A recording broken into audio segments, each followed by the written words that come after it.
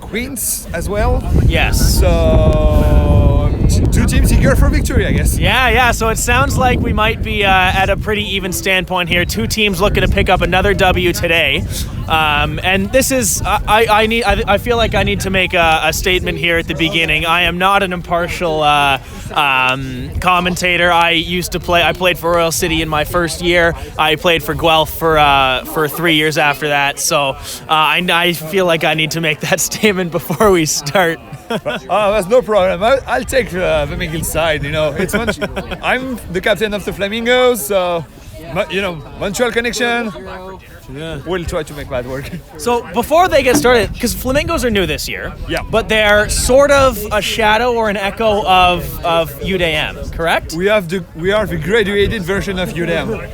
Okay. Let's say that. Yeah, because I noticed, because I just commentated your last game against Valhalla, and I noticed a lot of similar things. Like, I know that the thing about UDM that always scared me was the aggressive beating. Way up front, a chaser there to poke the ball out of your hands. And I noticed a lot of that coming from the Flamingos. Has your playstyle been similar to UDM, or have you been... First of all, a lot of players from UDM are now in the Flamingos, like likes of Amelin, Felix, Jesse, Louis Charles. So there's pretty much the same core, but it was just more for extra stuff reasons that we left UDM in order to play to become Flamingos. But it's a new era of Quidditch in Montreal, I guess. Yeah. So. Yeah, that's really awesome, because it seems like, I don't want to speculate too much on the future of the sport, but it seems like we're moving towards a point in time when we're going to have more community teams than college or university college teams. For a long time, I think it was just Valhalla. Just Valhalla, and maybe like one or two teams out west. Out west, yeah. Like Edmonton or Calgary, who had teams. And now, last season we got the others. This season we are now the Flamingos and Mississauga as well. Mm-hmm. So it kind of grows more and more into community stuff. So we'll see what the future gets for us. And but I'm pretty sure the future is bright, whatever happens. Yeah. Well, the team's now getting their cheers on. We just heard McGill. We're going to hear from Royal City next, and then we're going to line up and we're going to start this match. It was the last game we had, I think, was the best time slot of the day, because we got a little bit of sun. Yeah, we got a little bit of sun. Yeah. And I was playing that game, so it was... yeah, on the field. I felt warm.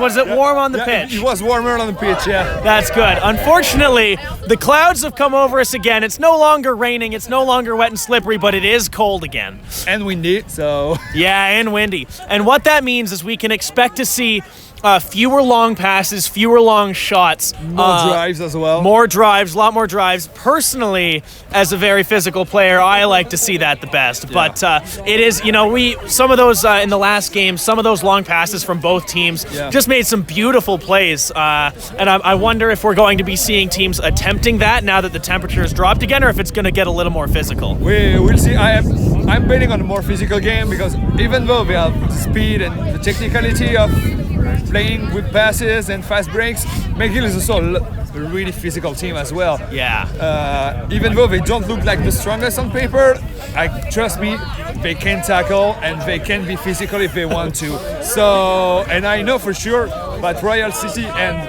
McGill and Guelph are physical as well. Yeah, definitely two teams with the capacity to hit very hard. Yeah. And that is a bit of a paradox here, because as it gets colder, those hits are going to hurt a lot more. And that pain is going to linger. That's the lesson I learned in high school football the hard way. But here we go. We're underway. We're going to see good race by both. It's going to come up in the hands of Tanner Walker on Royal City, but it looks like a strong defense. Oh my gosh, there's a lot of defensive pressure, really pressuring Royal City. We're going to see a bit of a shove. That's it, yeah. 0-0 staying on their feet. Going to be a nice block. There's a nice block by McGill here. It's going to get recovered by 23, but it looks like the strip is coming out by McGill, and that's going to be keeper ball behind McGill. No goal on the play. That's nice defensive play here. We managed to keep the attack coming at them, while being pretty sturdy on defense. So I apologize in advance for my broken English, sorry. I'm a French speaker. I'm not even a French Canadian, so whatever. We're going to see a centering pass out from number, I believe, out from number 28. It's going to get on the ground, but it's going to come back up into their hands. Going to be a long pass. Oh my gosh! I just got finished saying that we're not going to see many long passes or long shots, but that was nearly half court, right through the center hoop. Beautiful. We haven't moved the camera. And we have a fast break here by Royal City as well. And nice defense. Maybe a goal, and that's a goal. It's a point put up on the board by Anna Canella on Royal City, but it's going to get picked up. Number 28 on McGill. That's going to be a quick answer to that score. I think they're calling that good. So that's a very quick response by McGill. Very quick response. No, that's 2-1 from McGill. I think so. That shows you can never sleep on defense. No, never sleep. Always be alert on what happens on the pitch and. You're going to see the quaffle now coming up in the hands of number 9 on Royal City. A good beat by McGill is going to break that down. But number 00 is going to have a lob pass over top. It's not quite going to find the hands of a receiver, and it's going to go out of bounds. Another breakdown. So far, relatively low scoring for both of these teams as we now near the 2-minute mark. And after about 2 or 3 goal I'm not sure. series, the game looks like to be a little cold. I saw Royal City definitely score. And there's the score from McGill again. Right after Royal City scored, McGill. Now McGill is leading 30-10 with the ball back to Royal City. Quaffle in the hands of Liam Zulian for Royal City now coming up the center as they get that line change in. Using both beaters offensively as a guard are going to come in. A little bit of offensive beating, tackling by McGill. As we're going to see that lane open up, McGill intelligently leaving one beater back by the hoops to cover the drives. We know Royal City loves to drive. And Zulian again. Nice right through the mid-sized hoop. That's going to be 10 points up for Royal City. So far, this has been pretty close. Pretty close, and I just took a look at the beating game. Very aggressive on both sides. So we have a physical game. We have a physical game. Yeah. By golly.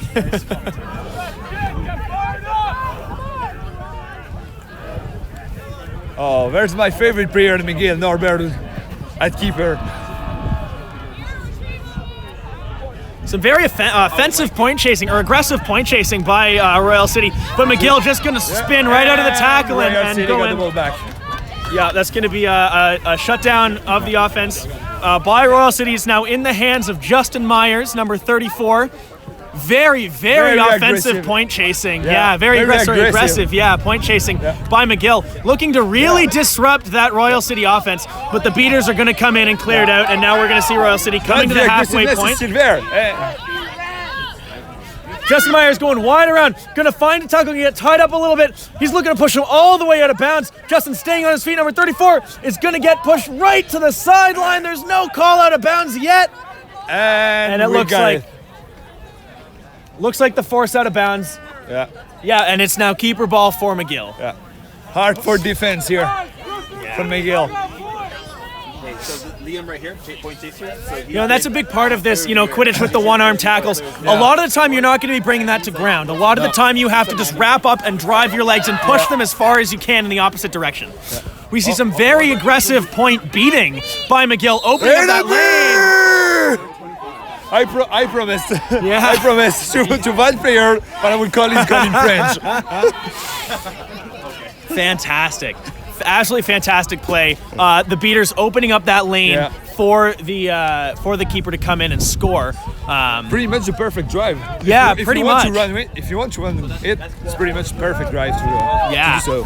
We're going to see now Royal City coming up the pitch in a bit of a pod, again using both of those beaters as a shield. It's going to be a smart handoff. Justin's going to hit the ground, but it's going to be in the hands of Liam Zulian, number 45. And dancing around. A little bit of crazy legs action there from Liam Zulian, but he's going to put it through the hoop for 10 points for Royal City.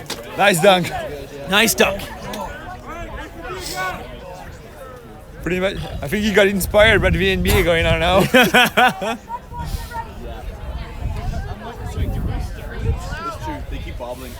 Here again, we see I'm not sure what has overcome both of these teams to have them be so aggressively playing the point. But it is really the game of disruption right now as we see Liam Zulian just going back and forth between these offensive McGill players. They don't really seem to care. And there's a score again by Norbert. Beautiful. And you know what? The name of the game for that one, if you ask me, was patience. Yeah. They were going back and forth. They had that Royal City defender on them going back and forth, and they were patient enough to hang on to it, draw the defenders away, and then it was really just a walk up to the hoop and score.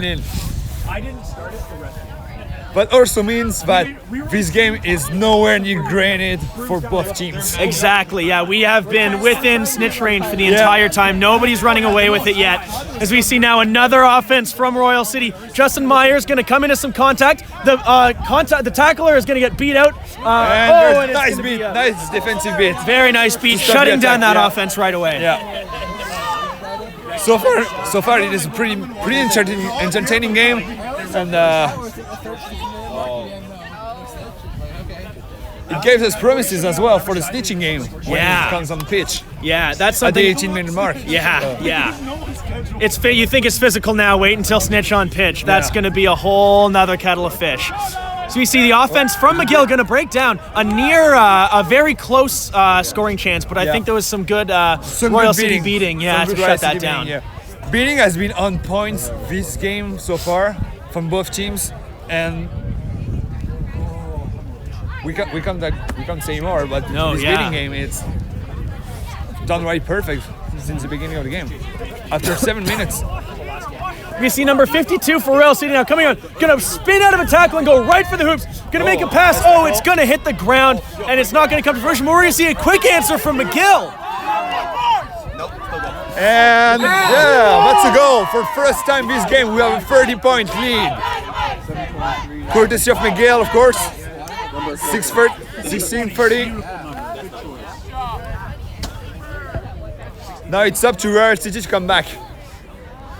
Quaffle in the hands now of keeper Felicia Costa on Royal City, looking to wait for a little bit of beater support to bring the Quaffle up. But again, here comes that aggressive point defending. The beaters are going to clear it out, but it's something that gets in your head. You don't want to be afraid to leave that keeper zone. We see Felicia now coming around, looking for an option. Going to find one behind. It's not going to find the hands of a defender. Nearly went in the hoop, but it is going to get picked up by Jacob on the back. Nice defense. Very nice swat. Very nice swat by the defender on McGill. And some quick defensive beating by Royal City. Looks like we might be starting a dog pie on the bottom here. That's the hands of a chaser, and it's going to go to the keeper. Dog pies are always fun in Quidditch. Oh yeah. Royal City once again on the attack, looking to close that 30-point gap that they're now facing. So we see a quick pass out to number 1, 2, 3. It's going to go back, but it's going to get tipped out of the air and picked up. Oh, and there's a very quick beat by number 13, Ryan Babensee.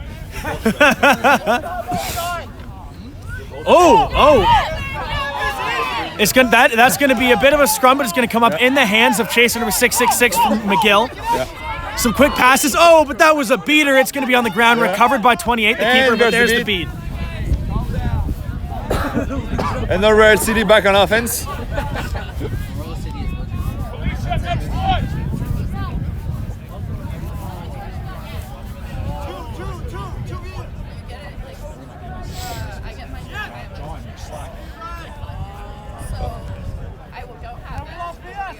It's a little calmer here.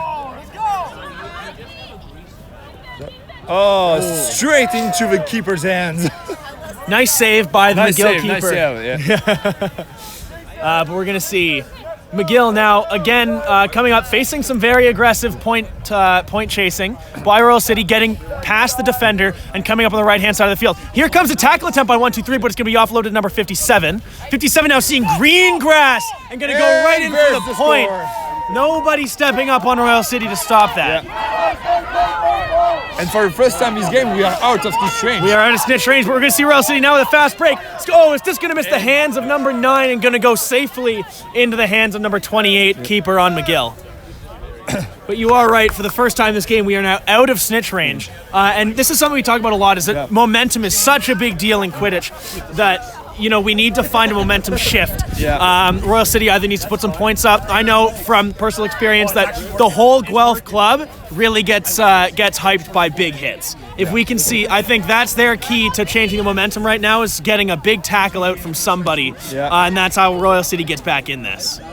But I'm pretty sure McGill came back. And as I say that, As I say it. score. The game definitely, but you're right. The game definitely isn't decided yet. It's not decided yet because both have same qualities: aggressive point chasing, and on defense, both aggressive beaters in beating game. So, what like you said, one hit can change the momentum on both sides. Exactly. And here's that aggressive chasing again. Yeah. Oh, that's a bit of a fumble, but it's going to end up in the hands of number 9. It's going to be scrummed around on the ground. It's going to be a clean pass out to number 9. It's going to run into some resistance. Some very prudent chasing defensively by McGill as Royal City is trying to find the hands of receivers. The passing has been solid, but they haven't been able to find an opportunity as McGill now looks to answer. There's a tackle.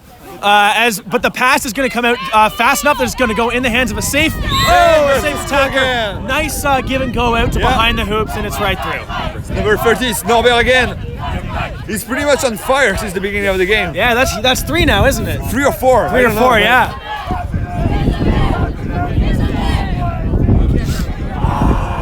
It may be the key of the game. Maybe come down to one player. Oh, and there's a stoppage of play. No. Just returning the quaffle to Royal City so they can start up this offense. Again, mobbing around the keeper, using those beaters as a human shield. We see Aiden Gould, the terror of Scarborough, now on the pitch. Definitely a beater known for loving the face beats and loving those hard, aggressive beating. We're going to see number 19, though, is going to get... Oh, it's going to be a handoff to Tanner Walker, who's going to do a very good give and go to get around that defender. It's going to be a shot. It's going to hit the stock, and it's going to be safely in the hands of the keeper. I think we need to give some kudos to the McGill defender there for essentially neutralizing 2 players on their own. And here comes Norbert again. Oh, and we...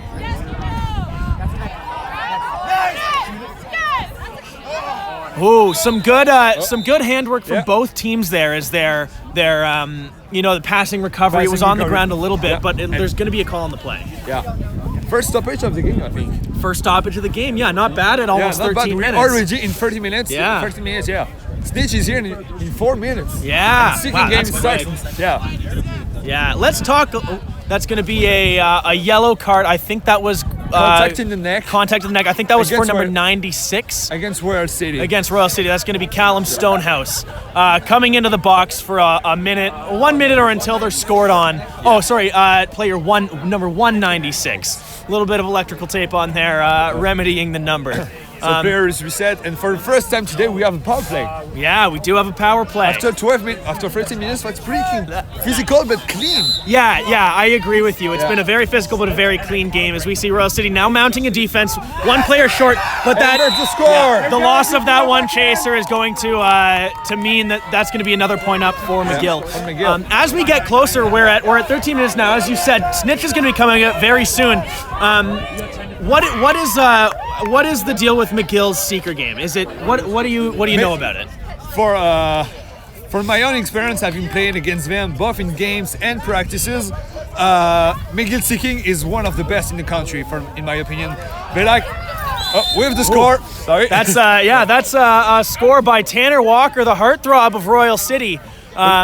Some good recovery on that by Royal City. Sorry to interrupt you. No problem. There's the score. As I was saying, McGill always had a culture of seeking and seeker farming, if I can use that term. So they always produce excellent seekers. We have one of them now at the Flamingos, Christian Favreau, known as Hermes, and so their seeking games are always on points with their beating games as well on the snitch. So always be aware of what. how dangerous that can be. Definitely not something you want to discount. I would say the same for Royal City. Yeah. The Seekers coming out of the sort of the greater University of Guelph club have always been very good. Some very strong names on Royal City. So I think what this means is we're going to see some very entertaining snitch play coming up soon. Yeah. Getting back into the action though, we're going to see number 19 is going to be caught up in a tackle, going to offload it to 00 Tanner Walker, who's going to come into a tackle, get spun around, come out. The beat is going to come out. But Royal City managed to keep the ball. It's going to come up in the hands of number 999, running into a tackle. It's going to be nice 00 Tanner Walker making the hit, bringing it to ground. That's going to shut down the whole offense. Or maybe I'm wrong. It's going to come up in the hands of McGill. It's live. It's loose. It's in the hands of number 9 going around the hoops. It's a centering pass. It's on the ground, and it is in the hands of the Royal City keeper. Very exciting breakdown. Wow. Some good, you know what? Very good offense. Some very good defense. Both sides are great. It's really hard to see the one. It is 10. I'm gonna talk to your captain. It is up there. You can just see the I'll tell him. All right, we've got Royal City now. Liam Zulian in possession of the quaffle, number 45, coming around, dancing around with this defender. 2 defenders now committed to him as he's coming around, going to spin around. There's a SWAT looking, and there's going to be the beat. There's nothing but green grass out for number 28. That's score. Green grass, free run. And this is one of the issues that we see with Royal City, you know, with the beaters escorting their keeper up to make that play. That is the one major risk you take, is not having anybody back should that play break down. Yes, indeed. But sometimes you have to take risk. Exactly. You're going to see Royal City keeper now, number 35, or 34, going to make a long pass. He's going to find the hands of the Royal City chaser, but I think that's going to be either a beat or a strip away. It was a beat. It was a beat, yeah. Some very solid defense coming out from McGill right now. And good awareness of play as well. Yeah, very good awareness of play. Oh yeah, and there are some head first guys that should. Oh, close. Very close. Very strong run coming out from I trying to catch the number here. I think is that number 420? 420. Number 420 on McGill. A very strong